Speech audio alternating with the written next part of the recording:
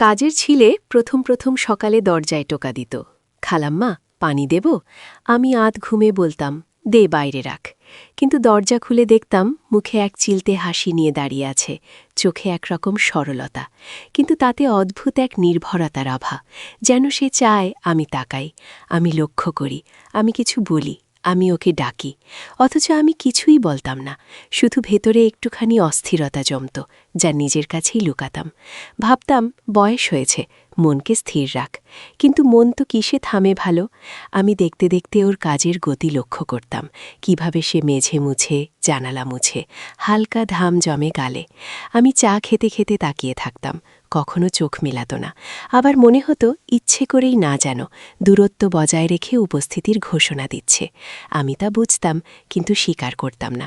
নিজের ভেতরে শুধু জমত প্রশ্ন, ওর এই নিঃশব্দ যত্ন কি শুধুই কাজের দায়িত্ব, নাকি ও বুঝে গেছে আমি একা? সন্ধেবেলা বারান্দায় বসে থাকলে ও জল দেয় গাছের পাতায়, ছিটানো ফোঁটাগুলো আলোতে চকচক করে। আমি চুপচাপ দেখি, জানি ও জানে আমি দেখি, কিন্তু কেউ কিছু বলে না। সেই না বলা কথাগুলোই যেন দেয়ালের ফাঁকে ফাঁকে বাজে। আমি মাঝে মাঝে নিজের মনকে শাসন করি, বয়সটা মনে রাখো, তোমার আর স্বপ্ন দেখার শোভা পায় না। তবু মন এক জায়গায় বারবার খোঁজখোঁজ করে, কেউ যদি আমার নাম ধরে ডাকে, শুধু একবার নিজের করে ওর মুখে সেই ডাক শুনতে কেমন লাগবে। আমি জানি উত্তর নেই, কিন্তু প্রশ্নটা থাকলে দিনগুলো যেন কেটে যায় একটু অন্যরকমভাবে। একদিনও বলল, আপা রাতে পানি কম পড়ছে, ট্যাঙ্কে উঠবো একটু? আমি বললাম, সাবধানে ওঠো, ভিজে আছে সিঁড়ি। ও হেসে বলল, ভয় নেই খালাম্মা, আমি নিচ্ছি না। আমি শুধু শুনলাম তার গলায় এক অদ্ভুত স্বর, নিঃশব্দ অথচ গভীর। আমি ভাবলাম, ওর ভয় নেই, আমার ভয় আছে। ভয় এই নিঃশব্দকে। আমি কতদিন সামলাতে পারবো জানি না। সেদিন রাতে ওর শব্দ শুনেছিলাম, ট্যাঙ্কে জল পড়ার আওয়াজের ফাঁকে ফাঁকে একটুখানি শ্বাসের শব্দ, তারপর কিছু নেই। তবুও আমার বুকের ভেতর কেমন চাপা ঢেউ উঠছিল। আমি বিছানায় বসে চুপচাপ শুনছিলাম, যেন নিজেরই মন কথা বলছে। বলছিল, এই ছেলেটা শুধু কাজের ছেলে না, এর উপস্থিতি তোমাকে মনে করিয়ে দেয় তুমি এখনও অনুভব করতে পারো, তুমি এখনও জীবিত। সেই রাতের পর থেকে ওর পদশব্দ যেন আলাদা শোনায়। সকালে দরজা খোলার সময় মনে হয় জানালা পেরিয়ে ভেতরে আলো ঢুকছে না, বরং কেউ চোখে চোখ রাখছে নীরবে। আমি চায়ের কাপে চামচ নাড়তে নাড়তে শুনি রান্নাঘরে বাসনের শব্দ, একঘেয়ে অথচ আশ্চর্য রকম শান্ত। ওর প্রতিটি কাজের মধ্যে এক ধরনের যত্ন থাকে। আমি আগে ভাবতাম কাজের ছেলে বলেই এমন করে। এখন বুঝি ওর মধ্যে কিছু আছে যা বোঝানো যায় না। হয়তো একটা সম্পর্কের সীমারেখার কাছাকাছি দাঁড়িয়ে আছে ও, কিন্তু সে লঙ্ঘন করে না, শুধু উপস্থিত থাকে। আমি নিজেকে বোঝাতে চেষ্টা করি এটা ঠিক না, একজন বাড়িমালা মহিলা আর এক কাজের ছেলে। কিন্তু নিয়ম তো সবসময় মন মেনে চলে না। দুপুরে জানালার ফাঁক দিয়ে দেখি ও উঠোনে কাপড় শুটাচ্ছে। বাতাসে কাপড় দুলছে আর ওর হাতের নড়াচড়া এত স্বাভাবিক, অথচ আমি যেন প্রতিটি গতিবিধি গুণে রাখছি। কেন করি জানি না, হয়তো নিজেরই একাকিত্বের প্রতিফলন।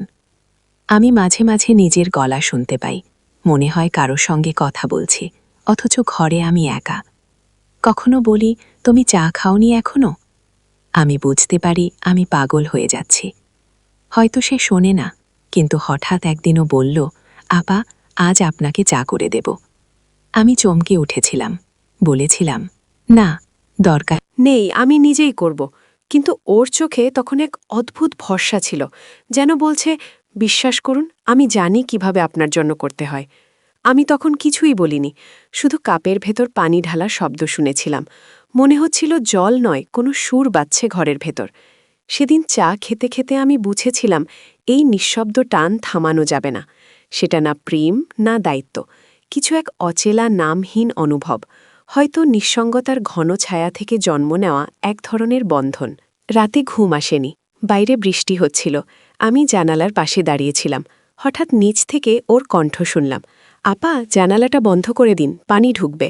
আমি চুপচাপ শুনলাম, গলায় এক অদ্ভুত মমতা। আমি জানালা বন্ধ করলাম, কিন্তু পর্দার ফাঁক দিয়ে নিচে তাকালাম। ও ভিজছে, তবু মুখে হাসি। সেই হাসি দেখে আমার বুকের ভেতর কিছু একটা দপ করে উঠেছিল। আমি জানি না ও বুঝেছিল কিনা। আমি শুধু জানি সেই রাত থেকে আমার ঘরের বাতাসের গন্ধ বদলে গেছে। রাতের পর সকালে আমি ওর মুখটা দেখে বুঝলাম কিছু একটা বদলে গেছে। ও আগের মতো কথা বলছে, কিন্তু চোখে এক ধরনের নীরবতা জমে আছে। আমি ভাবলাম হয়তো বৃষ্টিতে ভিজে গেছে, ঠান্ডা লেগেছে, কিন্তু না, ওর সেই চিরচেনা হাসিটা হারিয়ে গেছে। আমি অকারণে বিরক্ত হয়ে উঠলাম। বললাম, তুমি এত চুপচাপ কেন? ও হেসে বলল, না খালামা, কিচ্ছু না। আমি বললাম, কিচ্ছু না মানে কিচ্ছু না? কেউ তো এমন করে কথা হারায় না। ও কিছু বলল না, শুধু মাথা নিচু করল। আমি দেখছিলাম ওর চোখের পাতার নিচে এক ফোঁটা কাঁপন আছে, যেন কথাগুলো গলাকে আটকে আছে। আমি আর কিছু বলিনি, কিন্তু ভেতরে কেমন অস্বস্তি কাজ করছিল। দুপুরে আমি জানালার পাশে দাঁড়িয়েছিলাম। ওর কাজ শেষ, ও উঠোনে দাঁড়িয়ে কাপড় ঝাড়ছে। রোদে ভেজা গন্ধটা এসে লাগছে মুখে।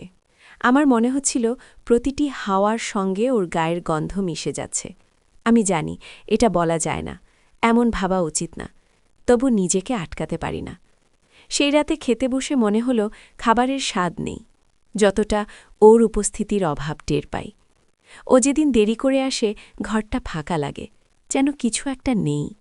আমি নিজেকে ধমক দিই, কিন্তু পরদিন আবার একই জিনিস। আমি বুঝে গেছি আমার ভেতর কিছু। আমি ওর দিকে তাকিয়ে থাকি। ও কাজ করে, কিন্তু আমার চোখ যেন ওর গায়ে আটকে থাকে। একদিন ও বলল, আপা, আপনার ঘরের বাতিটা নষ্ট, আমি ঠিক করে দিই। আমি বললাম, থাক, আমি নিজেই দেখব। কিন্তু ও বলল, না, আমি পারব। আমি রাজি হলাম। ও মইয়ে উঠে গেল। আমি নিজে দাঁড়িয়ে শুধু তাকিয়েছিলাম। তার হাতের নড়াচড়া, তার ঘাম ভেজা গলা। সেই মুহূর্তে মনে হচ্ছিল সময় থেমে গেছে। তারপর হঠাৎ ও নিচে নামল। মুখে বলল, হয়ে গেছে আপা। আমি শুধু বললাম, ধন্যবাদ। কিন্তু গলার স্বর কেমন বদলে গিয়েছিল, যেন মনের গোপন কিছু শব্দ তাতে লেগে গেছে। ও তাকিয়েছিল এক মুহূর্ত, তারপর চলে গেল। আমি দরজা বন্ধ করলাম, কিন্তু ভিতরটা বন্ধ হল না। সেই রাতটাও ঘুমহীন কাটল। জানালার বাইরে চাঁদ উঠেছিল, আলো ঘরে ছড়িয়ে পড়ছিল। আমি বিছানায় শুয়ে শুধু ভাবছিলাম, এই আলোটা কি ওর মুখের মতো, না আমার চোখের বিভ্রম। পরদিন সকালটা অন্যরকম। ও জল দিতে এলো। আমি বারান্দায় দাঁড়িয়েছিলাম। ও তাকিয়ে একটুখানি হাসল। আমি মনে মনে বললাম, আজও তুমি আছো, ধন্যবাদ এই উপস্থিতির জন্য। আমি জানি তুমি হয়তো বুঝো না, কিন্তু তোমার না বলা যত্ন আমার প্রতিদিনের ভরসা। আমি হাসলাম। ও চলে গেল, কিন্তু সেই হাসিটা ওর চোখে থেমে থাকল। আর আমার দিনের শুরু হয়ে গেল সেই একটুখানি দৃষ্টির মধ্যে। এক বিকেলে আকাশটা ছিল অদ্ভুত নিস্তব্ধ। রোদটা হঠাৎ মিলিয়ে গেল। আমি রান্নাঘরে ছিলাম। ও দরজায় এসে বলল, আবা, একটু ছাদে যাব, জামাগুলো শুকাতে দেব। আমি বললাম, যাও। কিন্তু মনে হচ্ছিল ও যেই যাবে ঘরটা ফাঁকা হয়ে যাবে। আমি কাজ করতে করতে থেমে গেলাম। দূর থেকে শুনছিলাম ওর পায়ের শব্দ, ছাদের দিকে উঠছে। প্রতিটি ধাপে যেন আমার বুক কেঁপে উঠছে। আমি জানি না কেন এমন হয়। আমি নিজেকে বোঝাই এটা স্বাভাবিক, কিন্তু কিছুই আর স্বাভাবিক মনে হয় না। জানালার কাছে আলো পড়ে ওর ছায়া দেখা যায়। আমি তাকিয়েছিলাম সেই ছায়ার দিকে। বাতাসে কাপড় দুলছে, ছায়াগুলো দুলছে। আমি চোখ নামিয়ে নিতে চাইলাম, পারলাম না। আমার মনে হচ্ছিল কেউ আমাকে নিজের দিকে টানছে অদৃশ্যভাবে। হয়তো নিঃসঙ্গতা ওর রূপে আমাকে ঘিরে ফেলেছে। আমি বুঝি এই অনুভূতি ভয়ানক। আমি চাই না কেউ জানুক, তবুও আমি নিজেকে লুকাতে পারি না। যখনও নিচে নামে আমি ভান করি যেন কিছুই হয়নি। বলি, ভিজেছিলে? ও হাসে, বলে, একটু। আমি তাকাই, ওর গায়ে জমে থাকা বৃষ্টির গন্ধের মতো ঘামের আভা। আমার গলার ভেতর কথা আটকে যায়। আমি চা করতে যাই। ও বলে, আবা, আমি করে দিই? আমি বলি, না, দরকার নেই। তবুও চা বানিয়ে দেয়, কাপ এগিয়ে দেয়। আমি কাপ নিই, কিন্তু হাত ছুঁয়ে যায়। আমার মনে হয় সময় থেমে গেছে। চারপাশের শব্দ নিঃশেষ হয়ে গেছে, শুধু নিঃশ্বাসের শব্দ আছে। আমি দ্রুত কাপ টেনে নিই, বলি, গরম লাগছে, সাবধানে। ও কিছু বলে না, শুধু হাসে। সেই হাসিতে একরকম নীরব স্বীকারোক্তি। আমি বুঝি, কিন্তু কিছু বলি না, কারণ ভয় হয় যদি আমি স্বীকার করি তবে সব কিছু ভেঙে পড়বে। সেই রাতে ঘুম এলো না। বাতাসে যেন ওর গন্ধ মিশেছিল। আমি জানি না এটা আমার কল্পনা নাকি সত্যি। কিন্তু জানালার বাইরে তাকিয়ে মনে হচ্ছিল নিচে কেউ আছে। আমার মন বলল, ও নয়, এটা তুমি নিজেই। তুমি ওর ছায়ায় নিজের শূন্যতা খুঁজে নিচ্ছ। আমি তখন ঘড়ির কাঁটা দেখলাম, রাত 2টো পেরিয়ে গেছে। তবু মনে হচ্ছিল দিন শেষ হয়নি, কারণ আমার ভেতরে ওর উপস্থিতি রয়ে গেছে। সকালেও এলো, স্বাভাবিকভাবে কথা বলল। আমি দেখলাম সবকিছু আগের মতো, অথচ কিছুই আগের মতো নেই। ওর কণ্ঠে এখন এক ধরনের ধীর সুর, যেন জানে আমি শুনি ওর প্রতিটি শব্দ। আমি ভাবি এইসব কিও জানে নাকি আমি শুধু কল্পনায় বাঁচি। আমি জানি না, কিন্তু জানি এই না বলা সম্পর্কের নীরব সীমানা আমাকে বন্দী করেছে।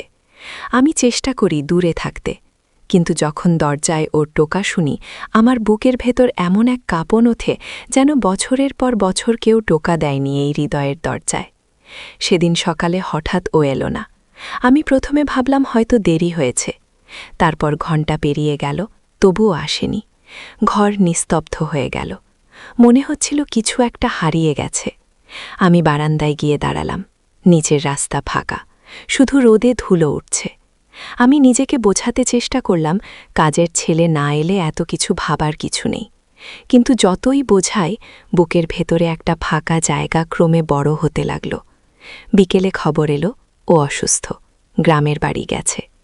সেই রাতে প্রথমবার মনে হলো এই শহরটা কত নির্জন। আমি চুপচাপ বসেছিলাম। টেবিলের উপর চায়ের কাপ ঠান্ডা হয়ে গেছে, কিন্তু আমি তাতে হাত রাখছিলাম, যেন ওর হাত ধরেছি। মনে হচ্ছিল সে এখনও এখানেই আছে। ঘরের প্রতিটি কোণে তার কাজের শব্দ মিশে আছে। আমি জানালা খুলে দিলাম।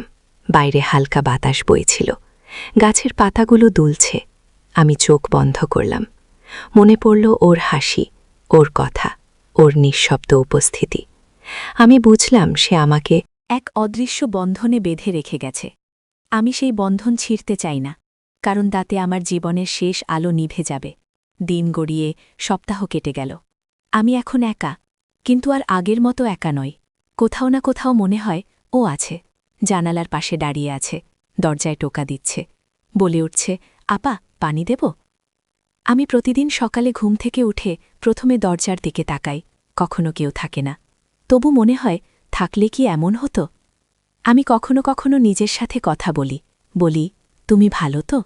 ও শুনতে পায় না, কিন্তু আমি শুনি, নিজের উত্তর শুনি। কারণ আমি জানি সে আমার মধ্যে থেকে গেছে। যেমন কেউ জল ঢালে ফুলের টবে, তারপর চলে যায়, কিন্তু ফুলটা বেঁচে থাকে তার আর্দ্রতায়। আমি এখনও বাঁচি সেই উপস্থিতির ভেতর। আমি জানি না ও ফিরবে কিনা, তবু প্রতিদিন জানালা খুলি, বারান্দায় জল ঢালি, আর মনে মনে বলি, যদি আজ আসে তবে বলবো, তুমি আমার জীবনের নিঃশব্দের মানে। আমি এখন বুঝি নিঃসঙ্গতা কাকে বলে। মানুষ সব হারিয়ে ফেলে, তবু কারো স্মৃতির ভেতর বেঁচে থাকে। আমি বেঁচে আছি ওর সেই না বলা যত্নে, সেই নরম কণ্ঠে, যে একদিন বলেছিল, আপা, আপনি অন্ধকারে ভালো থাকেন না? আমি এখন আলো জ্বালাই না, কারণ জানি অন্ধকারে ওর চোখের মতো দুটো আলো আমাকে ঘিরে রাখে, নিঃশব্দে। একদিন রাতে হঠাৎ বিদ্যুৎ চলে গেল, ঘরটা অন্ধকার হয়ে গেল। আমি মোমবাতি জ্বালাতে গেলাম, কিন্তু বাতাসের শিখাটা কাঁপতে লাগল। ঠিক তখনই দরজায় টোকা। ও বলল, আপা, আলো দেব? আমি বললাম, মোমবাতি আছে। তবুও ভেতরে ঢুকে পড়ল, হাতে ছোট টর্চ।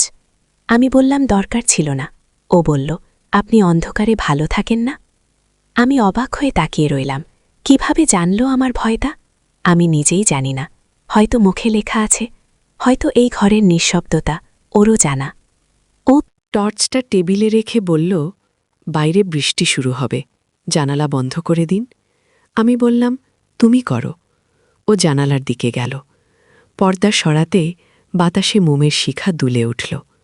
আমি দেখছিলাম আলোয় ওর মুখ ছায়ার ভেতর মিশে গেছে। একটা অদ্ভুত শান্তি ওর চেহারায়। আমি বুঝলাম এই মুখটাই এখন আমার নীরব ভরসা। আমি বললাম, তুমি ভয় পাও না অন্ধকারে? ও হেসে বলল, না খালাম্মা, অন্ধকারেও মানুষ একা না, থাকে যদি মনে আলো থাকে। আমি তখন কিছুই বলতে পারিনি, শুধু মনে হচ্ছিল প্রতিটি শব্দ আমার বুকের ভেতরে ঢুকে যাচ্ছিল। সেদিন রাতভর আমি ঘুমাতে পারিনি। জানালার পাশে বসেছিলাম। বাইরে বৃষ্টি থেমে গেছে, দূরে কুকুর ডাকছে, কিন্তু আমি শুনছিলাম শুধু সেই একটিমাত্র কণ্ঠ, বারবার মনে পড়ছে। আমি ভাবছিলাম, ও চলে গেলে আমি কি এই ঘরটায় থাকতে পারব? আমি জানি ও যাবে, একদিন সবাই যায়, কিন্তু কেউ কেউ থেকে যায়, উপস্থিতি ছাড়া থেকেও ওদের গন্ধ লেগে থেকে দেয়ালে, জানালায়, মেঝের ওপর, এমনকি নিঃশ্বাসে। পরদিন ও এলো আগের মতো স্বাভাবিকভাবে। বলল, আপা, আজ বাজারে যাবেন? আমি বললাম, না, তোমার থেকেই বইব নিয়ে আসো। ও বলল, ঠিক আছে, কিন্তু চোখে তাকিয়ে বলল, কিছু লাগবে বেশি? আমি বললাম, না, শুধু চিনি আনো। কিন্তু ওর চোখে তখন একটুখানি দৃষ্টির ঝলক, যেন বুঝে গেছে আমি শুধু চিনিই না, আরও কিছু চাই, যা বলে বোঝানো যায় না। বিকেলে যখন ফিরে এলো তখন আকাশে হালকা আলো পড়েছে। ওর হাতে ব্যাগ আমি নিলাম, কিন্তু চোখে চোখ রাখলাম না। ও বলল, আপনি ভালো আছেন তো? আমি বললাম, হ্যাঁ, কিন্তু গলার স্বর কেঁপে উঠল। ও কিছু বলল না, শুধু একটু থেমে বলল, আপা, মানুষ কখনো কখনো নিজের ভালো থাকা নিয়েও ভয় পায়, তাই না? আমি থমকে গেলাম, ভাবলাম, হ্যাঁ, ঠিকই তো, আমি ভয় পাই। এই ভালো লাগাটাই যদি একদিন কষ্ট হয়ে ফিরে আসে। আমি জানি এই অনুভব ভুল, তবুও আমি পারি না এর বাইরে থাকতে। প্রতিদিন সকালে ওর দরজায় টোকা আমার দিনের শুরু হয়ে গেছে।